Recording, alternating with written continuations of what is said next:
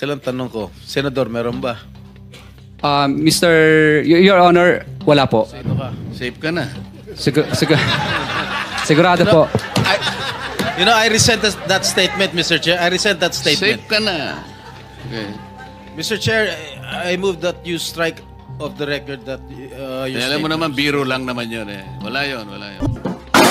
Meanwhile, Ako po si Bryce Erickson Hernandez, dating Assistant District Engineer ng Bulacan 1st District Engineering Office.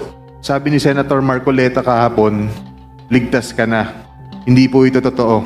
Si Senator Jinggoy Ejercito Estrada, Senator Joel Villanueva, Yusek Robert Bernardo, at D. Alcantara.